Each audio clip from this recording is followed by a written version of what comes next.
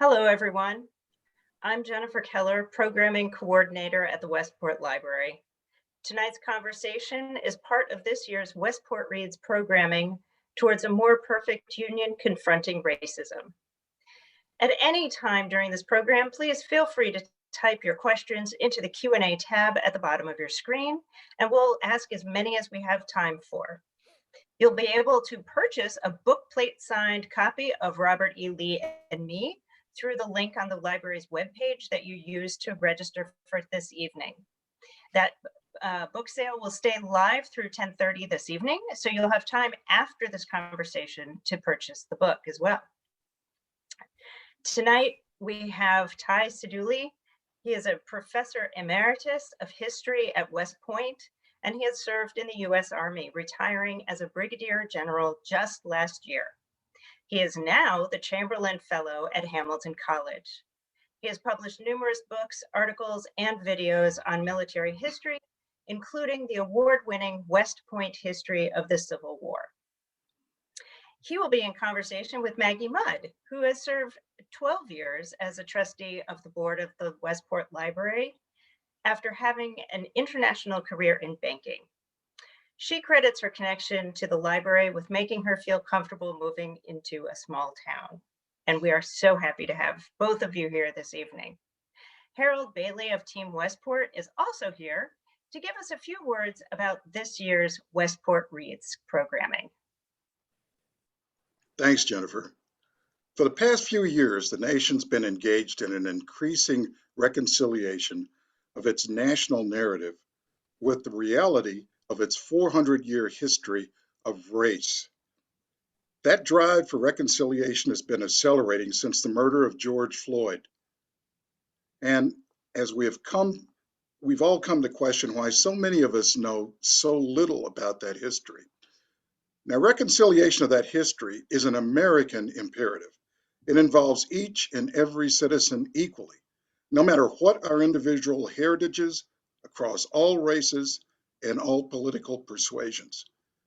That's why Westport Library, Team Westport, earlier this year, partnered to present Westport Reads towards a more perfect union confronting racism. Across dozens of subject areas and books, we have presented programming to fill in the racial holes within our national narrative. None of that programming is more compelling than the work and insight of tonight's author and its talented interviewer. Maggie, the mic is yours. Oh, thank you, Harold. And good evening, guys. Thank you for coming to us in Westport. I really appreciate it. So I think I want to begin by asking you about the introduction to your book, in which you tell us about a recording you made in 2015. And it was on a conservative website. It was a 5-minute speech. And the title of it was the Civil War about slavery? And this happened about 2 months after the horrific massacre of 9 churchgoers at the Emmanuel African Methodist Episcopal Church in Charleston, South Carolina, by a 21-year-old white supremacist who targeted that church because it was one of the oldest Black churches in America and a center of civil rights activism. And shortly after that event, we saw pictures of this young man, which emerged posing in front of a Confederate flag. So one of the things that you say in that video is that many people don't want to believe that the citizens of the Southern states were willing to fight and die to preserve a morally repugnant institution. There has to be another reason, we are told. Well, there isn't. The evidence is clear and overwhelming. Slavery was, by a wide margin, the single most important cause of the Civil War. And this is a video that immediately just blew up. I think there was 1.5 million people watching it in a week. Now nearly 35 million people have seen it. And you've gotten nothing but hate mail about it. And I wonder, is that still happening? Well, I still get on you. Thank you so much, Maggie. And thank you for doing this, and to the Westport Library and the entire community. for inviting me here. It's my honor and pleasure to be with you today. So yeah, I did that video. I actually recorded it well before that massacre, and it came out about a month or two months afterwards. And I've been doing my Army thing, I was at West Point as a colonel and a professor, going along my business, and all of a sudden I was an overnight video viral sensation, which Army colonels are not supposed to be. And it was a little scary, because I started having these flooding emails into my email account to an Army officer. Many of them terrible. I had a whole website dedicated just making fun of my looks, which, granted, I have a face made for radio, and my son delighted in sharing me with all of these different things that they said. But then I also got death threats to an Army officer about history. And the Army investigated me for political speech because I said that Civil War was about history. And my bosses were like, "What are you doing? What are you doing?" I said, the Civil War is about slavery. But I did it in the blue uniform of an Army officer, and with West Point behind me. And people just got enraged, particularly from that conservative website. And what I learned from that, though, is that history is dangerous.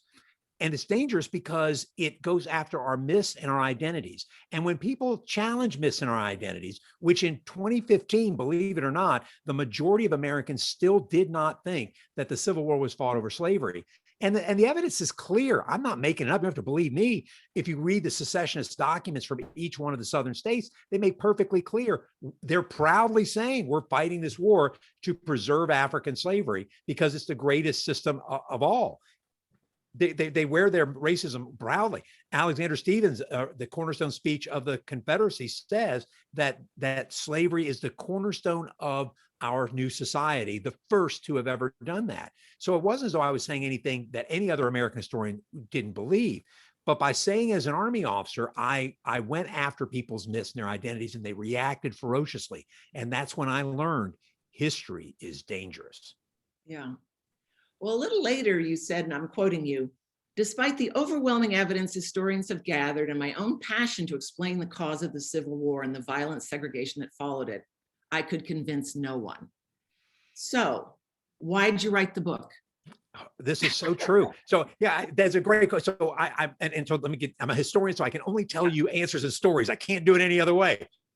So I'm there at West Point. I'm in charge of the memorialization committee, which I love doing. I love the idea of memory at West Point in particular, even though I'm not a West Point grad. And so we had this idea to create a memorial room. West Point lost 100 graduates killed in the wars in Iraq and Afghanistan. Really, so much more than any other school, and that we didn't have a single place to recognize them. And the community was hurt. It's maybe 2010, 2011. And so I come up with this idea that we're going to put them all in one room, a new memorial room in our memorial hall, from the War of 1812 through the War on Terror. Over 1,500 names who gave the last full measure of devotion to the nation. But there was one thing that we had everything, money, and we had a architect, and we had all this stuff designed, but we didn't know who was going to go in. Would Confederates, those who went to West Point, graduated from West Point, and then went and fought in Confederate Gray and died, would they go in the room? And I argued I gave what I thought was a brilliant argument that they shouldn't go in because they fought to destroy their country, killed U.S. Army soldiers, they renounced their oath to create the worst of all possible, to create a country based on slavery. And by the way, the building that we were in was built by an anti-Confederate who said, "I will never forgive those who forgot the flag to follow false gods." So it was a slam dunk argument. So I went to our leadership to brief them on this, and my facts, fact. I was like a machine gun spitting out facts, fact. Made no difference to them whatsoever, because their understanding of the Civil War, they said, no, we want to bring people together. We don't want to be like the Sunni and Shia in Iraq and Afghanistan, fighting for centuries, and which is the worst historical analogy in the history of the world. So I lost. So I went back, tail between my legs, to go talk to my wife about this. And she said, because nobody would believe me. And she said, well, Ty, did you tell him about why you're so passionate about this? I said, no, of course not. No, I didn't. And she said, well, the only way you're going to convince people is to be vulnerable enough to tell them your own story, to tell them how you grew up, to tell them why you are now so passionate about this. And I went, oh my gosh, That scared the heck out of me because I would have to reveal my own past. And finally, with her coaxing and really convincing me, I started to tell my story. And that's why I told this book, because facts don't change people's minds. History doesn't change people's minds. Your culture is stronger than the history. Storytelling can change mind, particularly storytelling with a purpose using evidence. And I thought my own story would be more effective than just the history. Yeah. Well, I have to say, I so enjoy is the wrong word, but I guess maybe I related a lot to your story starting out in Alexandria, Virginia, which is a place that I also grew up, and next door in Arlington, Virginia. Because in hearing you tell your story, so much is hiding in plain sight. And I realized myself living in Arlington, Virginia, down from Nellie Custis Drive, next to Lee Highway. My brother and sister went to Washington and Lee High School. My sister went to Stratford. You know, that we were ingesting the Lee myth every single day. And I want you to talk to us about your experiences in Alexandria. I know you went to this, your father was a history instructor at the Episcopal School, which is to this day is a school that's really very, it's a venerable school where privileged, mostly Southern boys attend. Yes. Right? Yes. Yes. So, but I knew none of this story of Alexandria's racist past that you tell us in the book. Oh, I knew nothing of it either. So I grew up there venerating Lee. I mean, I'm literally, you know, on a scale of 1 to 10, I would have put Lee at an 11. And even though I was a good Episcopalian boy, acolyte, went to church every Sunday, I would have put Jesus at maybe 5 or 6 because he wasn't what was venerated. Lee was at the high. In fact, Episcopal, they call it the high school because it was like one of the first high schools in the state of Virginia, the high school on the hill, Holy Hill, they called it. And there was a plaque to the Confederate veterans there, none to those who fought for the United States, just the Confederates. There were the descendants of Robert E. Lee went to school there.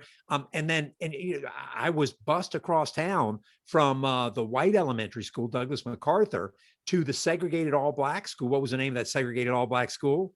Robert E. Lee Elementary School, named in 1961. So when I went back, I mean, I knew I was inculcated in the cult of Lee, but I went back to, as a historian, to try to figure out why was Alexandria. In fact, my wife said when we first met, "You're not really from the South. You're from Alexandria, and that's not really the South. That's not really the South." And I was like, I beg to differ.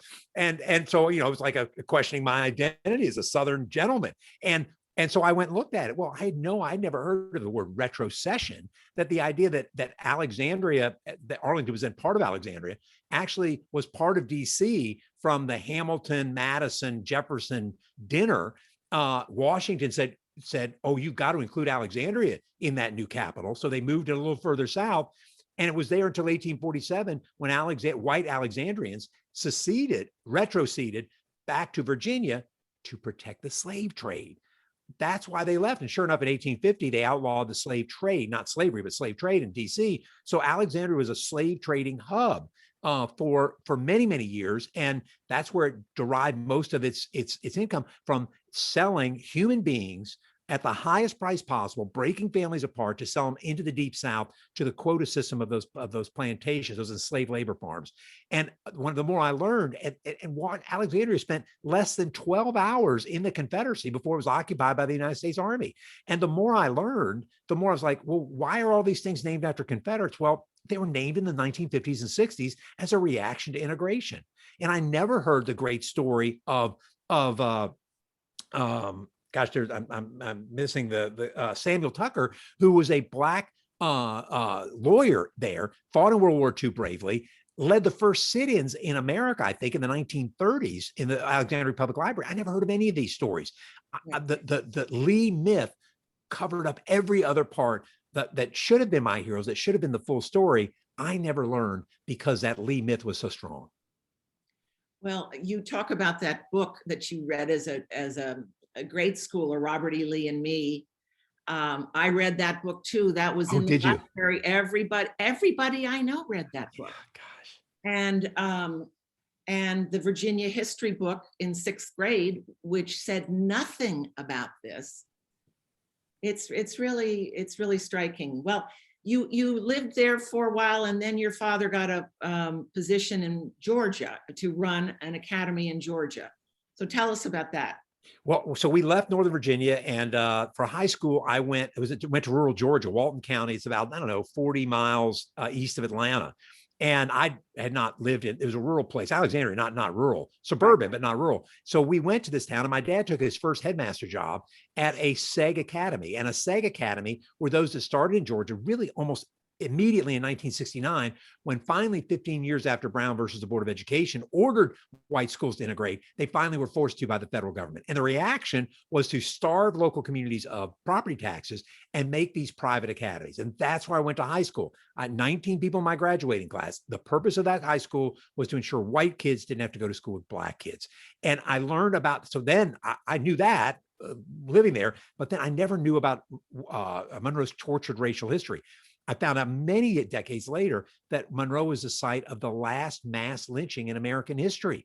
I mean, the Moores Ford lynching, where four black people, 2 men, 2 women, one of whom was a veteran of World War II, were ambushed and slaughtered in Monroe right after a terrible Georgia primary, really racist primary, where the governor was running a really racist campaign, incited really the white community to violence. I never learned anything about that. No one was ever held account for that.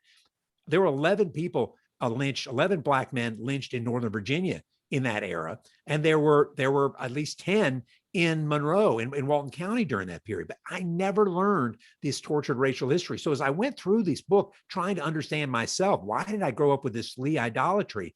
I had to look at the underpinnings of Southern white society, which was segregation, racism, and political violence to enforce white supremacy. And the more I learned about that, the more indignant I became, and the more I had to start telling people about it. And that's really why I particularly in this chapter, talked about that racial violence, because it was so appalling. I think it's tough to read. It was tough to write because it is so appalling. Yeah, I want to talk about your language, because you don't pull any punches.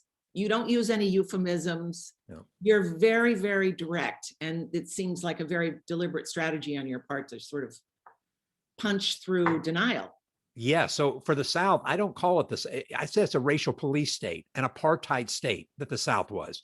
And we've got to think of it that way. Black people had no ability to vote. The only way that they would go into for over a century, the only way they went into the courthouse, by the way, by a Confederate monument, was as a defendant. I don't call it a plantation, which evokes, you think about the enslavers. That's another word, enslaver, not a slave owner, an enslaver. But the enslavers, you think of Tara and Scarlett O'Hara as the wind whispers through the Spanish moss.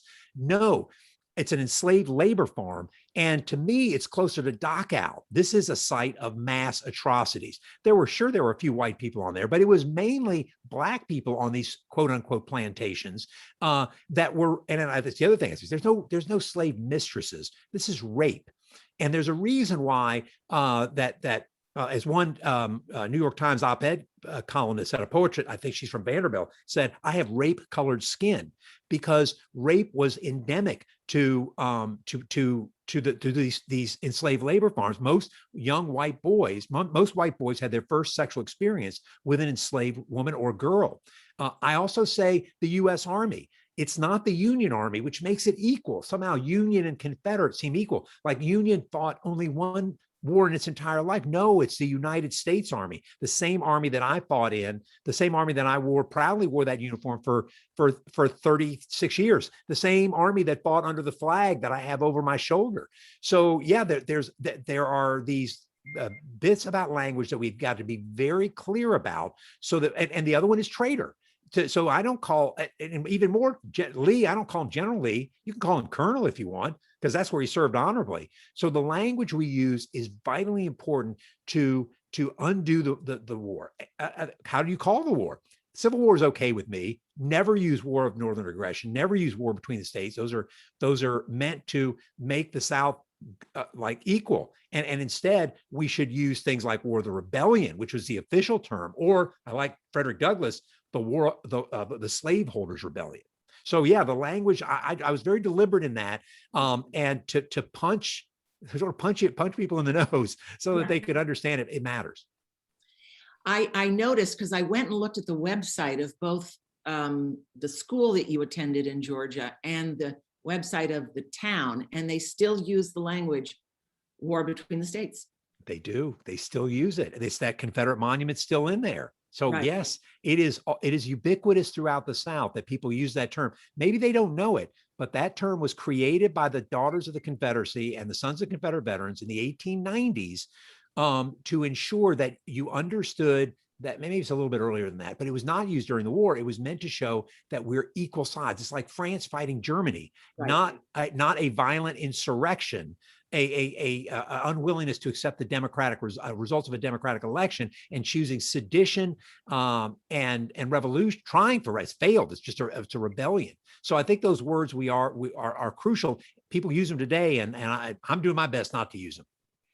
Yeah, the United Daughters of the Confederacy, I want to get back to that because that's another revelation to me about the role that they have played in perpetrating the myth of the lost cause. It's quite startling.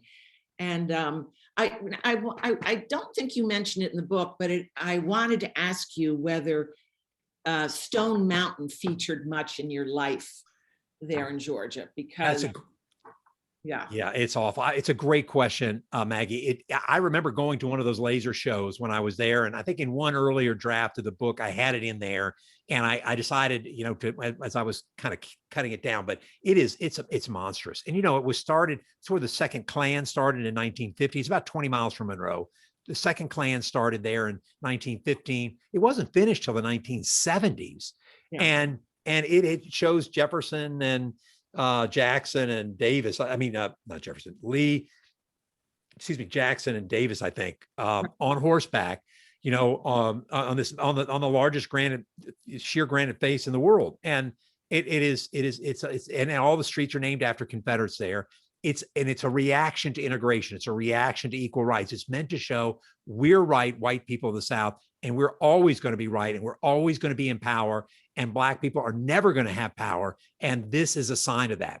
And so what should we do with it? Well, I don't ever want any violence to come with, except through the political process. I'm not saying that we should ever do anything except through the political process, but I hope the political process will take some C4, as we military folks call dynamite, and rearrange that mountain a little bit, because it's absolutely it's awful, and it's the Mount Rushmore of the lost cause. It's bigger than Mount Rushmore, even though it was sculpted by the same guy. I know. It's just amazing. Oh boy. So then from there you went to Washington and Lee University in Lexington, Virginia, and so tell us about that. In particular, tell us about the day that you took your oath. Yeah, so I went to Washington Lee, and why did I want to be? Again, this story really is showing my own obtuseness as a young man. Is that I chose that to be an educated Christian gentleman. And where did one go to be an educated Christian gentleman? I want to come back to Virginia after being in Georgia. So I chose Washington and Lee because it was a good liberal arts school. But here I was a straight man going to school with no women. And there were the only women were an hour away by car, and I had no car. So it just shows you the power of this myth of this trying to be an educated Christian gentleman. And so I went there, and I think I tell you that my commissioning ceremony. So I took an ROTC scholarship because I had no money. My dad's a teacher and my mom's a nurse. They got divorced, and I had no money. So I took an ROTC scholarship, thinking, I'll never have to work. I'll do 40 years, whatever, and then 36 years later, I spent a career there. So in my commissioning ceremony, right after graduation, we graduated on the lawn, and then we went into Lee Chapel. Well, to understand Lee Chapel is that it is a chapel. Everything about it looks like a Christian chapel, except there's no Christian iconography in there. None. So there's no pulpit, there's no cross, there's no place where the hymnals are, but there is an apse, a sanctuary where, and there's an altar, where a priest would do it, at least an Episcopalian priest would do the Eucharist. That's where it is. But lying on top of the altar is Robert E. Lee in repose, lying on the battlefield in Confederate uniform in marble, the marble man, with one hand over his heart, the other hand grabbing the scabbard of his sword, ready to rise up to fight for the people of his state, the people for his social system of slavery. So I went in there into this chapel that was worshiping Robert E. Lee. And by the way, surrounding Lee at that time were Confederate flags. So I go in there in my brand new green uniform, full head of hair. I had a full head of hair back then. And in the Army back in the 80s, we rocked long hair. It was gorgeous. And so I go up on the stage and I go right by the portrait of Robert E. Lee. And he's resplendent in this gray uniform. The light hits him almost like it's a halo around him, like he's a beatified. And then I go and I get my commission in front of Confederate flags. I grab the commission, I go back and sit down, and then I raise my right hand and take the oath of office. Well, many people didn't realize, I didn't realize till I started researching this, that the oath of office that everybody that serves in federal government, including the military, it says, I will support and defend the Constitution of the United States against all enemies, foreign and domestic. That oath was written in 1862 as a reaction against Confederates. When it says enemies, foreign and domestic, that's Confederates. When it says, I have no purpose of evasion, that's worried about Confederates. So I took an anti-Confederate oath to serve in the United States Army, the army that defeated the Confederates, surrounded by Confederate flags. I mean, it's surreal when you think about it. You can't make it up, but it felt like it felt like to me at the time that Lee had done his duty, but I could not have been more wrong.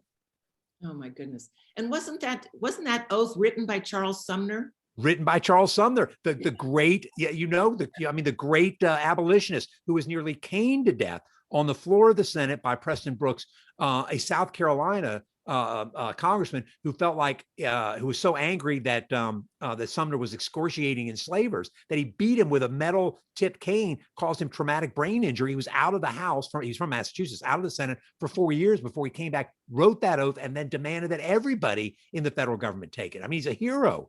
But I would never have known that at the time. Well, now, so Robert E. Lee died in 1870, October 1870, if I recall. And apparently he had said that he didn't want any memorialization of him, but his wife got right to work on that statue. Oh, yes. And I found it sort of hilarious that the example that she took was of the Kaiser of Germany, who had just succeeded in avenging his father's loss to the French many years before and uniting the country, and that this was the spark of the idea for her of this recumbent statue. It's amazing how these women have played these roles in perpetrating right away. Let's write this a different way. Let's take the narrative.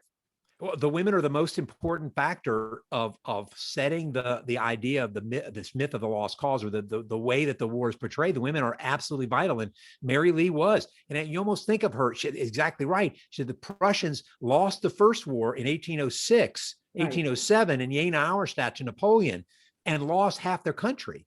But then they reunited under Prussia, and in 1870-71 they win the Battle of Sedan in the Franco-Prussian War, and they grab back Alsace from the French. And so she sees herself as Louise, the great Prussian who died in 1810 of a broken heart, supposedly, because they lost half of Prussia, and her husband as Frederick Wilhelm. They lost the initial battle, but in the long run, they would win the war, and she would be seen as one of the heroes of this white Southern patriarchy, that Lee was the great hero. And maybe she saw herself as the queen to his king.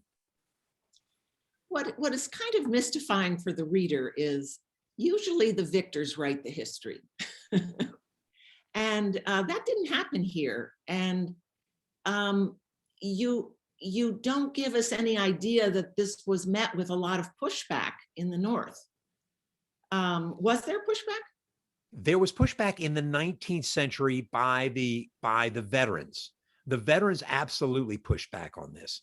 But by 1890s, there were two things that happened. The first is the 1890s, the Redeemer governments come back in the South. And what that means is that they gain political power. They're able, through segregation laws, white terror, lynching, Black disenfranchisement, and sort of the putting up of Confederate monuments, they're able to take complete political power and exclude Black people from any power whatsoever, and really any schooling, anything. It is a racial police state. They create the racial police state, and when that happens, then the Southern politicians become the dominant ones. The South is a one-party racial police state. At that time, it was Democrats, control everything, and they're in power for decades, controlling major committees. So to get anything through, you have to appease them. So part of it is politics. The other part is, during the wars, first in 1898 and then in 1917, is that there's this idea of reconciliation that comes, and the South really does win because they are working to change the narrative of the war. They've been working, and when we have a common enemy, it really turbocharges that. So the idea of blue and gray coming together, but reconciliation becomes really huge, first in 1898 and then in 1917 and even 1940. But it's always at the expense of white America, combined North and South, putting its boot on the neck of Black America.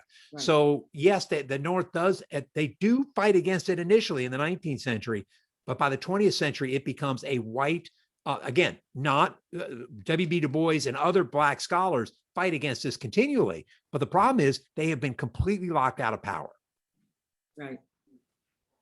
So you now have just recently been put on a commission to look at Confederate bases, renaming Confederate bases, and I guess there are 8 members, four people picked by the Secretary of Defense, Lloyd Austin, and the other 4 by the House and Senate committees, House and what is it called?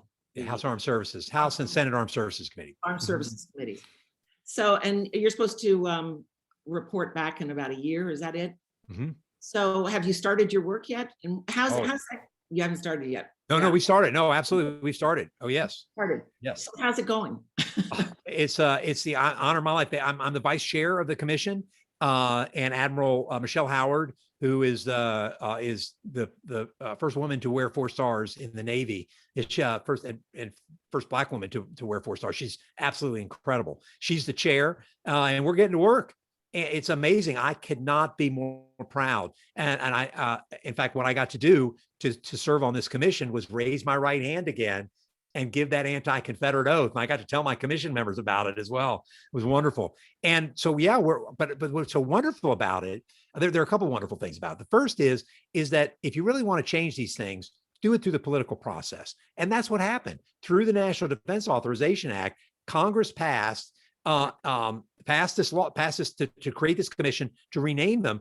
And then President Trump vetoed it because he said, oh, hell no, we're not going to change the names. And then the Congress then overrode the veto, first veto that was overridden by against him. And it was a super majority that did it. So we have over 80 senators, I think, that voted to override the president's veto. So we have everybody wants to do this.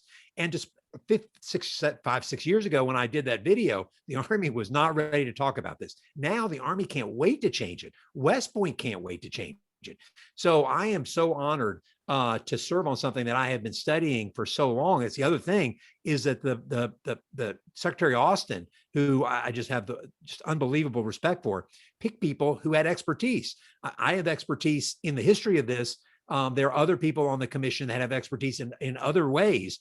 And so, yeah, we're getting after it. And of course, I'm not ready to say what we're getting after yet. We're just trying to understand the scope of the problem, but we're going to get this done, and could be more proud to be a part of it.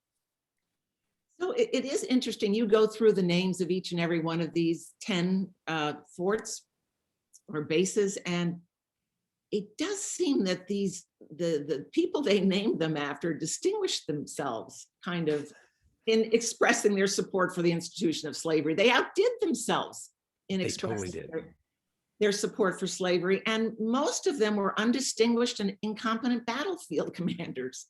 Other than that, they were fine. But could I tell you one? Could I just tell you one story about one of them, just to let your listeners understand this, so let our folks understand. So I like the one example I could give is John Brown Gordon. Now Gordon, the Fort Gordon is about 100 miles from my hometown of Monroe, Georgia, and it's home to Army Cyber and Signal, and it's still there to this day. And it was named first in 1918, and then it went away, came back in 1940. And it's named after John Brown Gordon, who unlike most of those 10, it was actually a competent battlefield commander. But after the war, he never served in U.S. Army Blue. The guy was never in the Army, and we have a post named for him. He was the enemy. He killed U.S. Army soldiers in battle. And then we name it after him. After the war, he gives a speech to Black Charlestonians where he says, if you Black people are to demand equality, the 40 million of us white people will exterminate the 4 million of you Black people in a race war. And then he went on to found the Ku Klux Klan, the white terror organization, then became a segregationist governor and senator. So this is a bad dude. Pickett committed war crimes, summarily executed 22 U.S. Army soldiers, and then fled to Canada after the war. Polk was the worst commander on either side. Bragg was an equally awful commander. Benning never served in the U.S. I mean, I could go on and on, which I do in the book, just to say, because we should know that these people were terrible, terrible people, in addition to being terrible commanders. And this is what the Army has given its highest honor to, so it seems like an obvious thing to change that would be welcomed. I mean, I just think of all the people who serve and all the people who of color who serve our nation. To have to come in and out of forts named after these people has got to be an oppressive proposition. It's terrible. And just one other example, Fort Lee, which is in Virginia in Petersburg, right, is home to U.S. Army logistics. And we have great soldiers in all fields, but our logisticians are the finest logisticians in the history of the world. Nobody has ever done logistics like in World War II, in Vietnam, in the Gulf War, today's wars.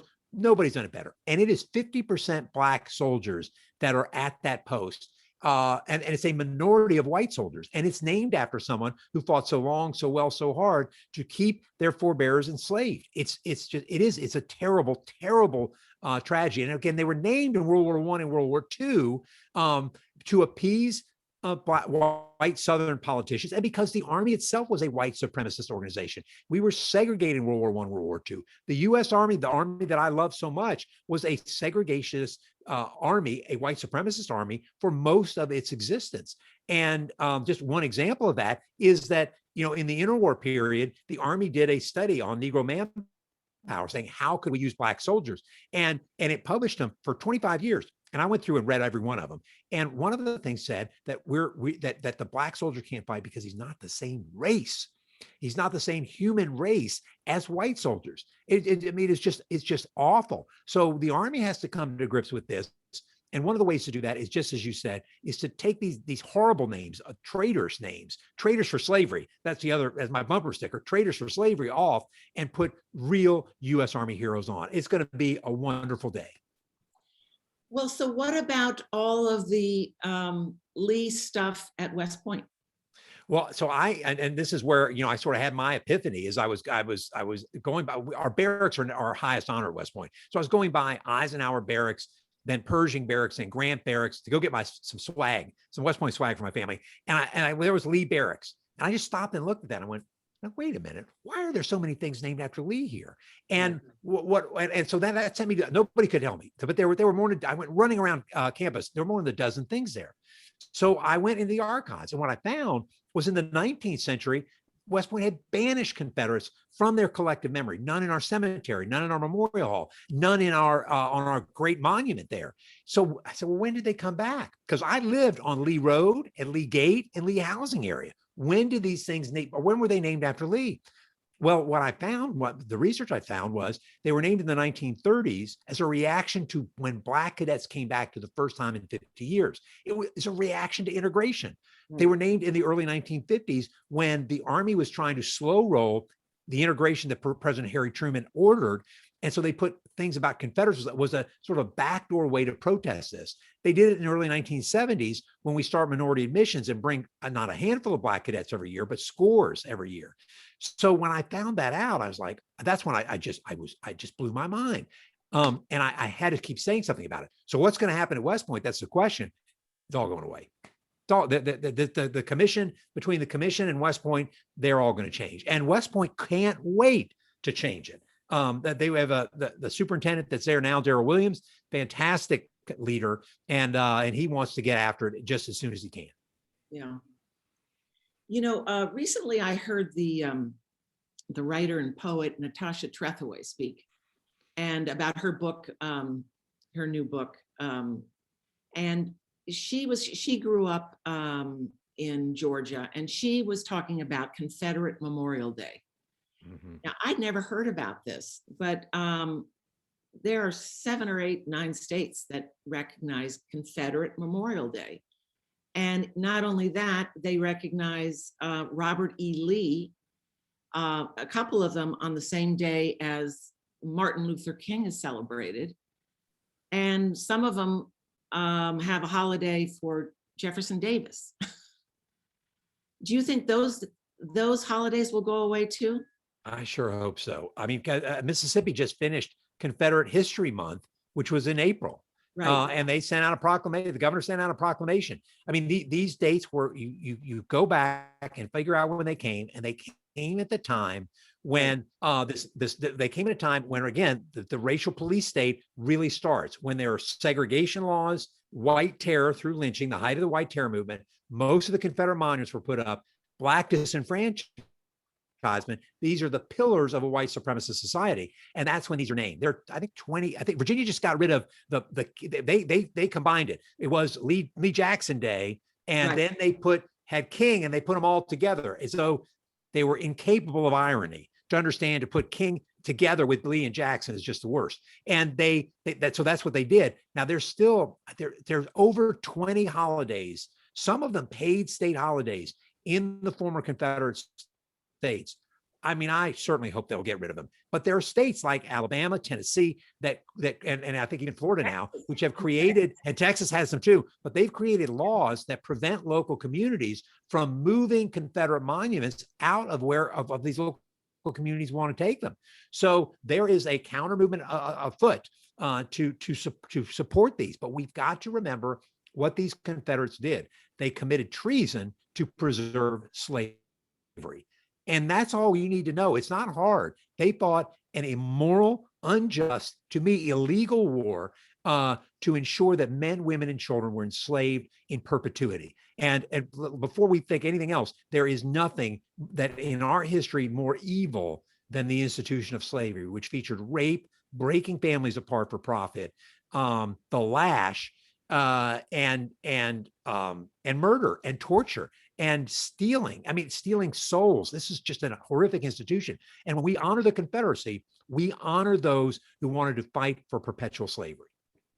Well, I find particularly troubling how many of these Confederate statues are in front of courthouses where on people purpose. are going to seek justice. So there's clearly a statement of intimidation. Clearly.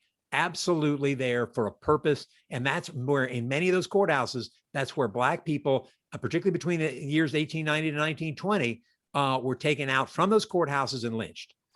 So they would go in there as defendants, and they would either be lynched or, capital punishment. Remember, in the state of Georgia, I think 85% of all capital cases were Black people. And I counted in a 3-year period, there was a 3-year period in Georgia right about during World War II.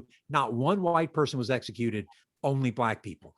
So we have a reckoning to do in this country about the issue of race, just as Harold said. And the only way to get after that is to be honest about our history. That's what we've got to do, because you can't understand why we're in this position without understanding our history. That's what we do as humans, to understand who we are. Right. Well, we've got to talk. I'm mindful of the time. We're kind of running out of time before we should open it up for questions. But I do feel that we have to talk about current day and how the link that seems to exist between of white nationalism and extremism showing up in the military, in law enforcement, in police forces. Defense Secretary Austin has pledged to intensify efforts to combat extremism. He's ordered a day for the troops to stand down, I guess, for leaders to talk with their troops. And the statistics, even though the numbers are small, they're very troubling because they're increasing the number of people, particularly like the violent assault on January 6th. Quite a few, I don't know, a number of those people were military veterans. One was a reserve officer, National Guard. So a number of them are getting involved in these incidents. And then you have the Military Times reporting in a study that they did that 36% of active duty troops report seeing evidence of white supremacist and racist ideologies in the military. And minority active duty troops, 53% have reported racist behavior. Those are pretty stunning numbers. They're terrible, terrible numbers. And it's something that I know Secretary Austin understands, and we're going to have to get after it. I mean, there are 18 million veterans in the country.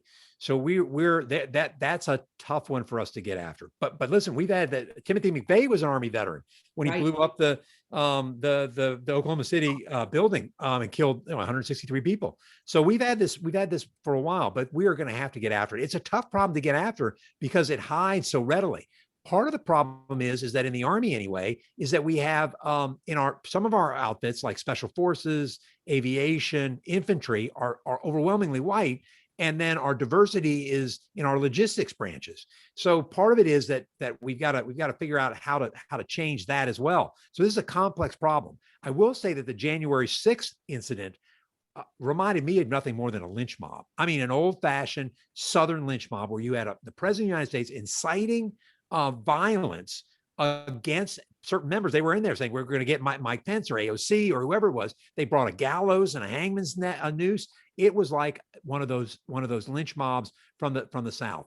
And when they've had the flag of treason, that's another language for me. I don't call it the Confederate flag. I call it the flag of treason. And when they brought the flag of treason in there, I mean, it was like a gut punch to me to see that in the halls of Congress, an absolute gut punch. And we have to have a 9/11 commission to understand what happened there and hold people accountable. We can't have reconciliation without justice. We can't have reconciliation without accountability. And so I'm hoping that Congress will create a 9/11 commission to take a look at that.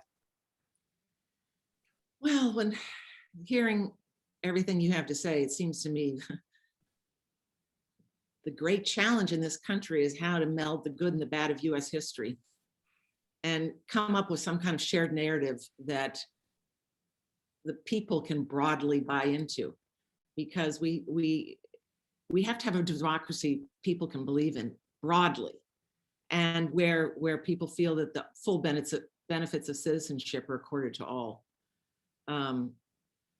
It just seems like, we have to bridge this gap between our high ideals and persistent injustice.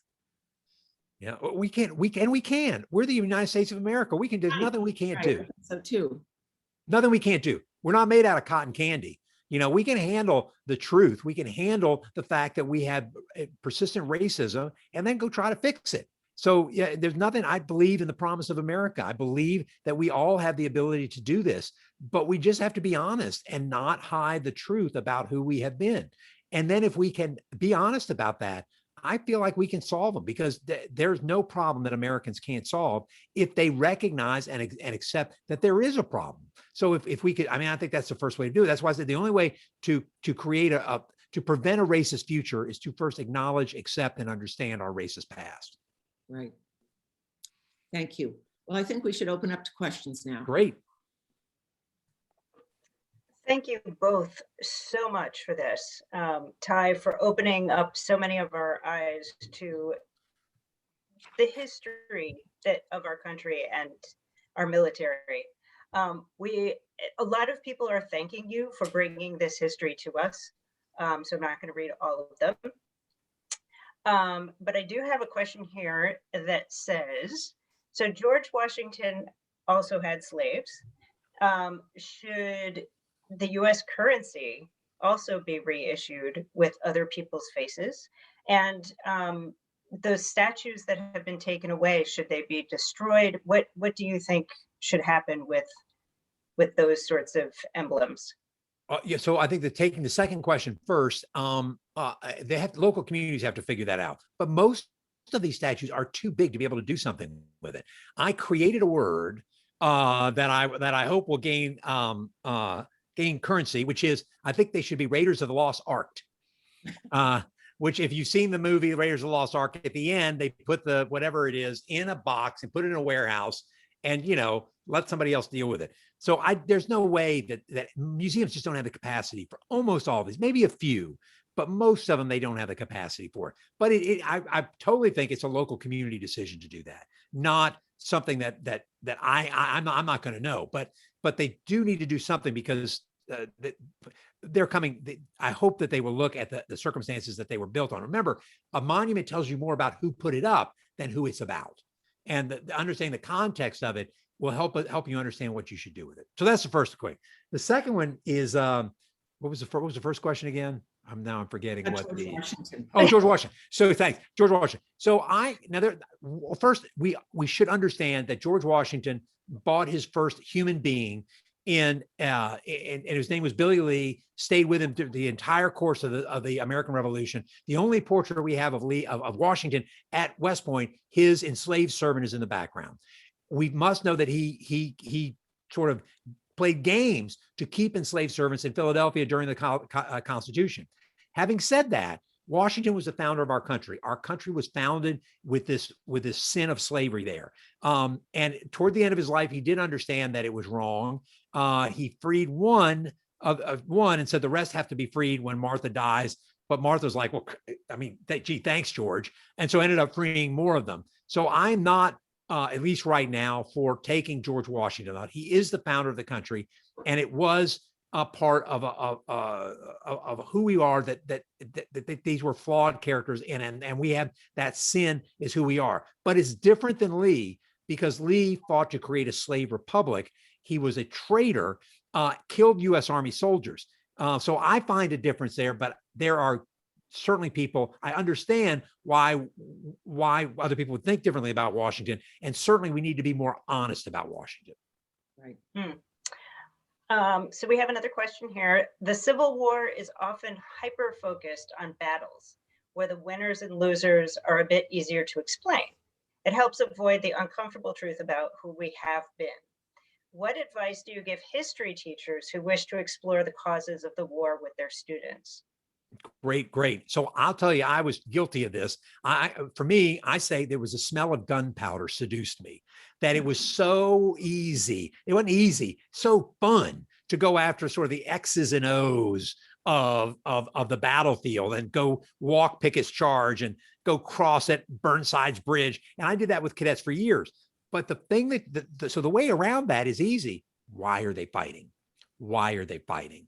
Why are they fighting? And for Gettysburg, to know that every one of Lee's corps, every one of Lee's units, as he went north into Pennsylvania, captured free Black people. There's a friend of mine, Professor Hillary Green, who is at the University of Alabama, and that's what she does her work on. And her family was there, and they talk about the stolen people that were stolen from their community and taken back for sale in Virginia. We should talk about Lee killing Black POW, Lee's forces killing Black POWs at the Battle of the Crater in 1864. We should talk about the 7,000 to 8,000 Black enslaved people that went forward with his army into Gettysburg. So don't leave, I mean, in a way, we could call this an enslaver's army. Don't leave out the enslaved as a part of this conversation of when we're doing it. You've got to understand what this army really was. And if we just, and the reason the lost causers go after the X's and O's on the battlefield is because it avoids talking about the purpose of the war. And as Grant said, never have anyone fought so hard, so long, so well for such an unjust, immoral cause. And that's the thing we've got to remember. So we have many of the people writing in are thanking you. So I just want to let you know that. Oh, thank you. We do have another question from Bruce. Colonel, you state that Robert E. Lee's address to the Army of Northern Virginia after the surrender at Appomattox was the start of the lost cause myth. Is that fair? He could hardly have told them that they blew it and they should all be ashamed. So how would you sort of reword that, I guess? Yeah, I think the part that there's a couple of things that he's saying, and there's a couple parts of things that he is hinting at. The things that he's saying is that the South lost because of overwhelming numbers, that it was only the overwhelming. Well, that's just not that. I don't think he had to say that the only reason we lost was because of overwhelming numbers. And if he does, even if he did say that, then we historians should have said something about this way earlier than we have. So we have held him account for that. Because remember, the South, all the South had to do was not lose. Many a smaller power have defeated a larger power because all they had to do was not lose. And up until the fall of 1864, that you could easily say that if Sherman had not taken Atlanta, John Bell Hood had been more competent and held out in Atlanta, McClellan might have been elected president in 1864 and would have sued for peace. So it wasn't the fact the fact is that the United States Army was better. And he's kind of hinting at, oh, you had black soldiers and you had immigrants fighting for you. Well, yes, because your cause was terrible. There's no way that immigrants were going to compete against, there were some, but most immigrants were coming into the North. In fact, the North was gaining people hand over fist. And many of them coming into the Army, those immigrants, 40% of the U.S. Army was either immigrants or children of immigrants in that Army. And it had 179,000 black soldiers. So the South lost because its cause was awful. And the United States Army was the finest fighting force in the world. And Lincoln and Montgomery Meigs and Grant were the finest leaders that we've ever had served during wartime. So yeah, so I have no problem saying that this lost cause myth starts with Lee blaming somebody else for his defeat when it was the Confederate. You may say that he wouldn't do that. It doesn't matter. He's still wrong, in my opinion. Great. So here's another one. This person thinks a big part of the problem is that people feel like they're being shamed by others for their heritage, who they are, and where they come from. How do we allow for some sort of truth in reconciliation, or for certain Americans to save face while acknowledging a sordid past? What can politicians and public officials do? Well, certainly I'm trying to do that because I'm a son of the South. I went to Washington Lee University and I served at Fort Bragg. And I was telling you that slavery was wrong. I mean, there's no kind of for slavery, that's the problem. It's not just a little bit of slavery is okay. It's not just a little bit of Jim Crow segregation is okay. These things were morally bankrupt. And I can't, at least for me, and listen, I'm not a politician, but I can't for me say that, listen, it's okay that your father fought for slavery. It's not. It's just not okay. But guess what? You didn't fight for slavery. This is 1860. These people are, you could go back another 100 years and find something else terrible that they've done. Don't use those as a measuring rod for how you are as a person. Take your grandfather who fought in World War II, who ended fascism in either against Japan or Germany, that liberated those camps. There's plenty of other heroes that we can have. But the heroes that fought for slavery, no, thank you, not for me. If you fought for slavery, I don't think it's a hero of anybody who fought to create a slave republic and enslave people and their children and a culture of rape. And I just can't do it. Can you talk a little bit about the committee's methods that you're going to be using for renaming these forts and other street names and everything else? No. No, I really can't. And I really can't. We really haven't gotten that far. But if I did know, I wouldn't tell you. Because we're there to do this as a commission with 8 people. And then I'm not going to tell you before I tell the House Armed Services and the Senate Armed Services Committee. So I guess I can do a little bit of politicking if I need to. But I think you should know about that commission, though. There are some really stellar Americans there who want to do the best possible work that they can, that took that oath seriously to serve the nation, and are getting paid zero for it, because they're doing it because they think it's the right thing. And I tell you that every single person on that committee brings extraordinary experience and dedication and passion to this work. It's going to come out right. Can I ask you, just maybe as a final question, what has been the reaction among your friends in the military to this book, and maybe your friends in the South? I saw that both, Petraeus and McChrystal, who are, 4-star generals, aren't they? Retired 4-star generals, have come out very much supporting what you're trying to do. But what have you found? What's been the reaction? Well, 5, 6, 7, 10 years ago, when I was doing this, I was lonely. I was very lonely. And in fact, I was a mentor to the Black Student Union at West Point, and did the history of the Black experience at West Point. And it kind of helped shape my understanding of these issues. And but among white officers, they saw me as like this crazy colonel who just couldn't shut up about the Civil War. It's changed completely. I think I have not met anybody that is serving in the Army now that doesn't think that it's a good idea to do this. Within the South, W&L, Washington Lee, my alma mater, is mixed bag. There, I would say most students and almost all faculty are very much appreciative of what I'm doing, invited me there, and I've given talks there. But then again, there's something called the General's Redoubt, which is a group of conservative thing that call me the woke general, and say that I'm part of cancel culture, and have done videos that rebut me. So there are plenty of people at W&L who don't like me. In Alexandria, Episcopal High School and Alexandria, I've gotten great support there. Pretty much crickets in Monroe, Georgia, among the white community there. Some from the Black community, not much from the white community. So it's mixed. I will tell you that compared to 6 years ago, when I got overwhelmingly negative comments on that YouTube video, the people that find me on email, I've got a website that you can reach me through, have been overwhelmingly positive, probably 20 to 1. Now, I do 1-star reviews on Amazon are legion, and I post those every Tuesday on Twitter. Tuesday's Troll Day, and I post one on Twitter just to show what other people are thinking. But and there's some knuckleheads that troll me on that.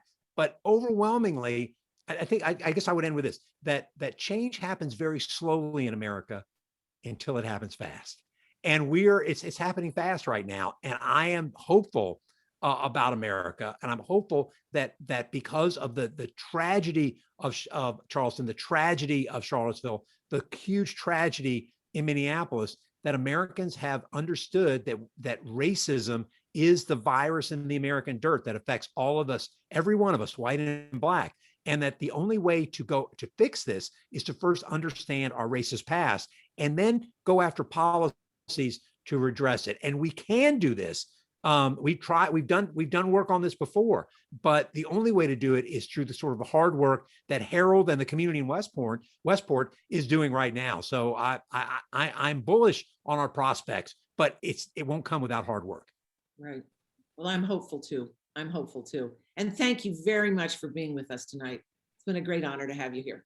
Thank you. Thank all of you. Thank you so much. I really enjoyed it. Thank you. Great.